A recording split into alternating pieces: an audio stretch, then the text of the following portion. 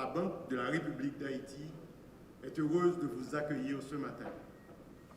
Elle vous adresse ses sincères remerciements d'avoir répondu à son invitation à participer à la présentation de travail inédit, une colossale première dans le parcours de 42 ans de la Banque centrale, le plan stratégique global 2021-2024, qu'en bref nous appelons PSG 2024.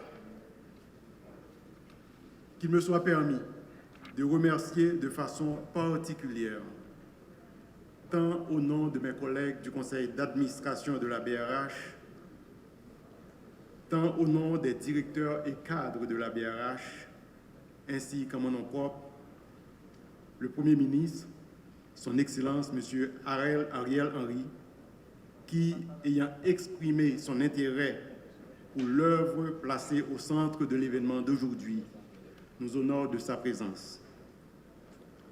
Nous saluons également les sénateurs, le président du Sénat, qui nous honorent de leur présence, ainsi que vous tous, mesdames et messieurs.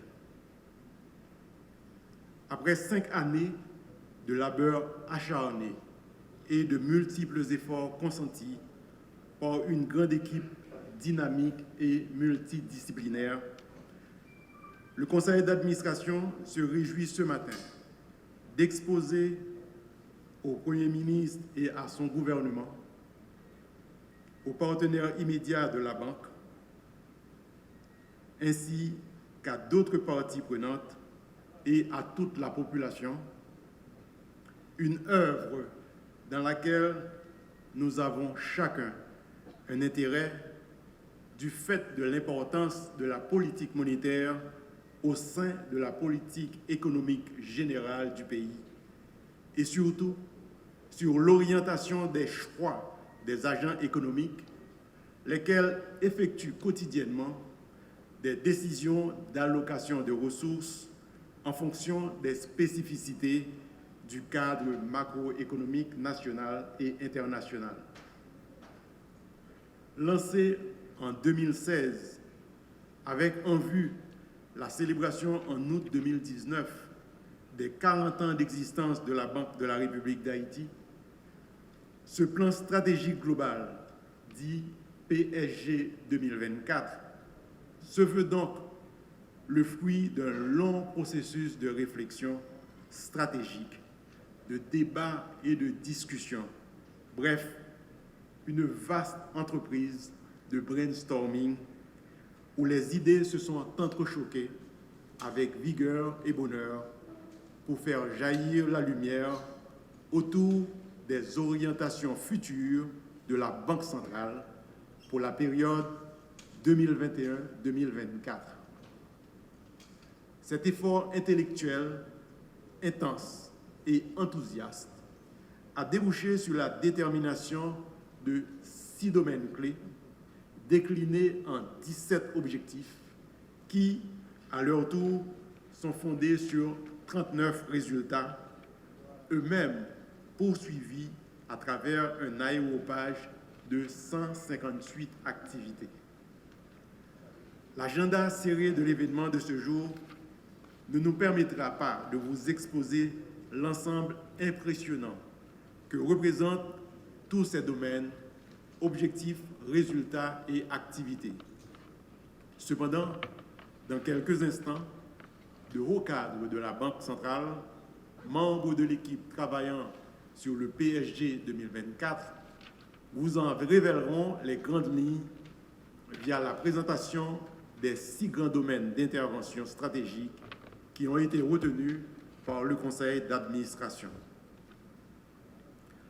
Tout cet effort de brainstorming vise à permettre à la Banque centrale non seulement de renforcer sa capacité à contribuer à la stabilisation macroéconomique, mais aussi de définir les moyens stratégiques en vue d'une harmonisation optimale entre la politique monétaire et la politique budgétaire. De modernisation de l'administration publique que prône le Premier ministre.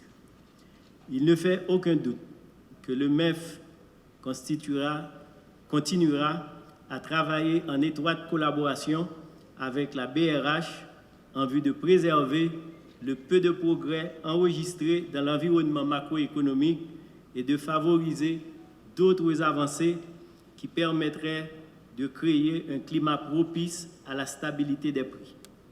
Mesdames, Messieurs, pour ce qui concerne le domaine 1 du plan stratégique de la Banque centrale, à savoir mission statutaire et politique monétaire, le ministère des Finances croit effectivement que la croissance économique doit être stimulée et soutenue par la mise en place de conditions optimales dans le domaine du crédit et des échanges en utilisant les instruments de politique monétaire et les programmes dont dispose la Banque centrale avec, bien sûr, la participation du ministère de l'Économie et des Finances dans la préservation de la valeur interne et externe de la monnaie nationale.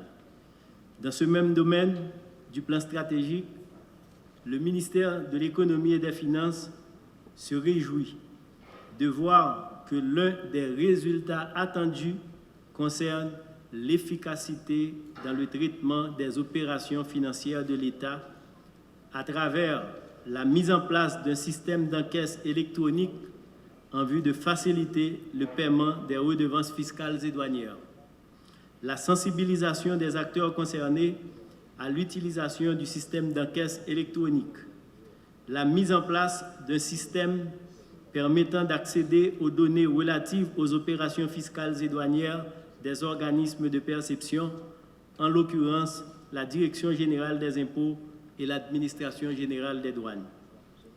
La sensibilisation des institutions étatiques à l'utilisation des paiements numériques et le renforcement du suivi de la dette publique interne et externe.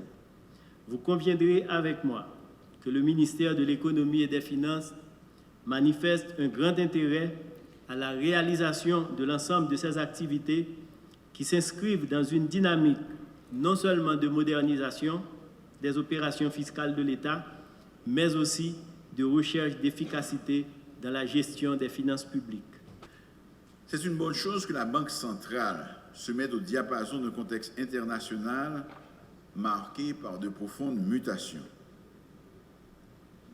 Nous sommes aujourd'hui à l'ère du numérique et de l'intelligence artificielle. Et on parle avec raison de révolution numérique. Ces avancées technologiques ne seront pas sans conséquence sur le mode d'organisation de notre société et vont impacter la performance de l'économie. Le rapport de la société avec la monnaie change. Les institutions n'ont d'autres alternatives que de s'adapter ou de disparaître. Si on porte le regard sur ce qui se passe chez nous, on se rend compte également que nous ne faisons pas exception à cette règle de changement qui frappe le monde, même s'il faut admettre que les jeunes sont les principaux moteurs et véhicules de cette transformation. Dans ce contexte d'évolution constante qui s'opère à un rythme effréné, les défis multiples rendant la tâche des institutions encore plus difficile, d'où la nécessité pour une institution comme la BRH de s'adapter à l'environnement qui se renouvelle et pourquoi pas de se positionner en avant-garde. Des actions doivent être initiées dans cette perspective. Et quoi de plus fondamental que d'inscrire ces actions dans la logique stratégique d'un cadre clairement défini en vue de l'atteinte d'objectifs précis. D'où l'importance de ce plan stratégique global. En ce qui concerne son contenu, mes discussions avec les autorités monétaires m'ont révélé, et l'intervention du gouverneur vient de le confirmer, qu'à travers ce plan stratégique, la BRH a circonscrit ses actions dans un ensemble de logiques, de domaines d'intervention pour lesquels une série de tâches sont planifiées en vue d'atteindre des résultats précis. Dès lors, la BRH devra compter sur son capital humain ainsi que sur le concours d'autres institutions faisant partie de tout l'écosystème national pour réussir son pari. Rappelons que sans des institutions fortes, les solutions à nos différents problèmes de société peineront à se matérialiser. Consciente de l'ampleur des difficultés d'aujourd'hui et de leur implication pour la génération future, je veux, au nom du gouvernement, lancer un appel pour une mise en commun de nos talents afin d'œuvrer ensemble à l'amélioration de conditions de vie de millions de nos compatriotes. Comme le dit un proverbe oriental, les temps difficiles produisent les hommes forts. Les hommes forts engendrent les temps de prospérité et de stabilité. En ces temps difficiles, montrons-nous à la hauteur de la tâche qui nous incombe de redresser la barre. Il s'agit là d'un appel à toutes les Haïtiennes et à tous les Haïtiens, d'ici et d'ailleurs, désireux d'apporter leur pierre à la construction d'un État haïtien stable et prospère. Mesdames, Messieurs, je ne veux pas terminer mon propos sans rappeler à tous et à toutes que la COVID-19 est toujours présente et continue à faire des victimes dans notre pays et dans le monde. Faites-vous vacciner et respectez les mesures barrières. À la veille de la nouvelle année, je formule pour vous, pour vos proches et surtout pour notre pays, des vœux de paix, de sécurité, de stabilité et de fraternité. Puisse l'année 2022 être bien meilleure que celle qui se termine et constituer le point de départ de la reconstruction de nos institutions démocratiques et de normalisation de la vie de notre société. C'est notre devoir à tous d'y contribuer dans nos sphères d'activité et d'influence. Cette année sera ce que nous aurons planifié qu'elle soit.